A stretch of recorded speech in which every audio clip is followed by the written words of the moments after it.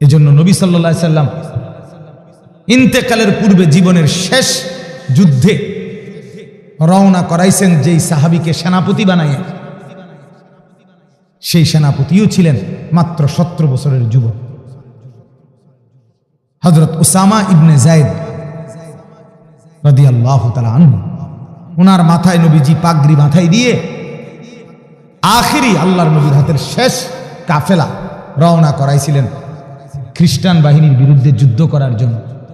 যেন আল্লাহর নবী বুঝাই দিলেন, নওজোয়ান তোমার হাতে তুলে দিলাম, তোমার মাথায় বেঁধে দিলাম ইসলামের পাগড়ি, যাও এবার তুমি আগামী দিনে তোমরা নওজোয়ান ইসলামকে আগায় না।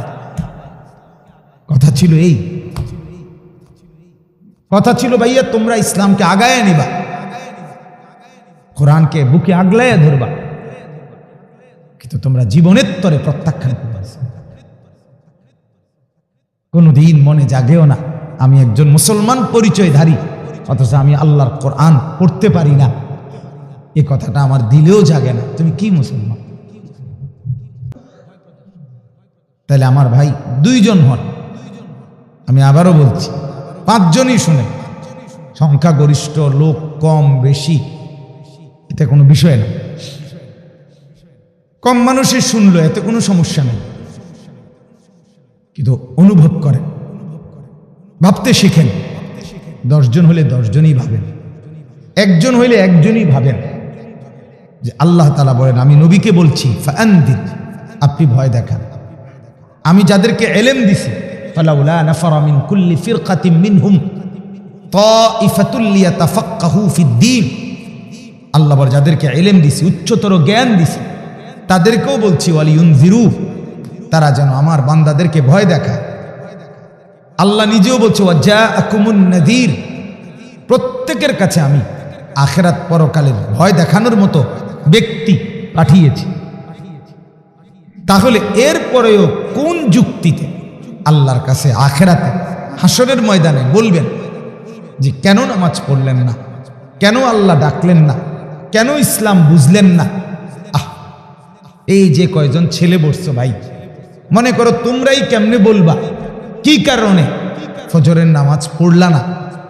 দিনকে দিন, বছরকে বছর, মাসকে মাস, শরীরের সুস্থ শরীর, চোখ খোলা, হাত নড়ে, পাও নড়ে, দিল দিমাগ কাজ করে, পুরা শরীর ফিট, সুঠাম, সুস্থ, সবল, সুন্দর, তরতাজা এক নওজোয়ান, তারপরেও কেন সেজদা করে?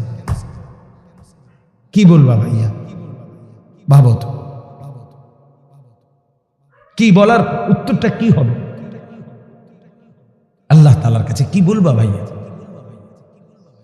যেই শাহওয়াতের পিছনে, নারীর পিছনে এতটা পাগল পারা, মাতোয়ারা, নারীর ছবি, নারীর নাচ, নারীর গান, নারীর উলঙ্গ দৃশ্য, জিনা ব্যভিচারের ছবি, এই মোবাইল নিয়ে তো সারাদিন এটাই মেন কাজ। এই সব বাদ দিয়ে বিয়েই করে ফেলো। আর যদি বলো যে এত অল্প বয়সে, তো পৃথিবীর কোনো কাঙ্ক্ষিত জিনিসই তো চাইবার সাথে সাথেই অর্জন হয় না। ক্লাস 4-এর ছেলেটাও তো সাথে সাথেই মেট্রিক পাস করে না, তাকে তো 6টা ক্লাস পার করতে হয়। তাহলে একটু সময় কি, যেই কোনো কাঙ্ক্ষিত কিছু অর্জনের জন্য কিছুটা সময় কি অপেক্ষা করতে হয় না? তো এক্ষেত্রে একটু অপেক্ষা করলে ক্ষতিটা কি? নিজের যৌবনটুকু হেফাজত করলে, সংরক্ষণ করলে সমস্যাটা কি? কে বুঝাবে? কে বুঝাবে? অপাত্রে নিজের যৌবন শেষ করে দিচ্ছে, হায়াত নষ্ট করে দিচ্ছে। কিতাবে আছে আল্লাহ নবী সাল্লাল্লাহু আলাইহি সাল্লাম যখন মক্কায় সর্বপ্রথম মক্কায় যে সমস্ত সাহাবীরা মুসলমান হয়েছে, নবীজি গোপনে তাদেরকে দ্বীন শিখাবার জন্য, ইসলাম শিখাবার জন্য, নামাজ কোরআন শিখাবার জন্য একটা জায়গা খুঁজতেছিলেন, গোপনে, আলাদা, নীরব। কিন্তু কে আশ্রয় দিবে সাহস করে? এই মুহূর্তে গোটা মক্কা তাকাইয়া আছে, কুরাইশের বড় বড় সর্দাররা। এই অবস্থায় এত বড় সাহস করবে কে? তো সমস্ত কিতাবে আছে, তারিখে সেদিন নবীকে মক্কায় প্রথম যেই ব্যক্তি সমস্ত সাহাবীদেরকে নিয়ে গোপনে দিন শেখানো, নামাজ পড়া, মানে সমস্ত কিছুর কেন্দ্র মার্কাজ বানাইবার জন্য যিনি যার ঘরকে দান করছে, নবীজির সামনে পেশ করছে, তিনি মাত্র 16 বছর বয়সী একজন যুবক সাহাবী, মাত্র 16 বছর। আরকাম ইবনে আবিল আরকাম, সেই উনার ঘরকেই বলে দারুল আরকাম, আরকামের ঘর।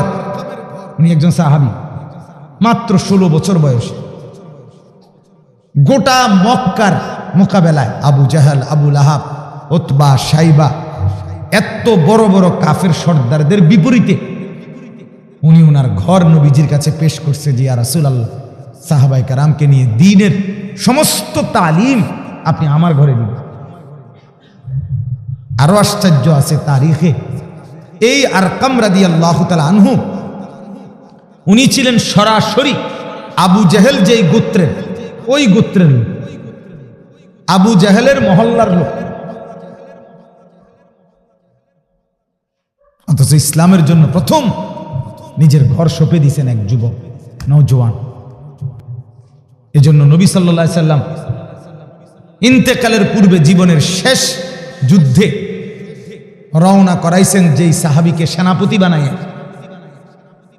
সেই সেনাপতিও ছিলেন মাত্র 17 বছরের যুবক,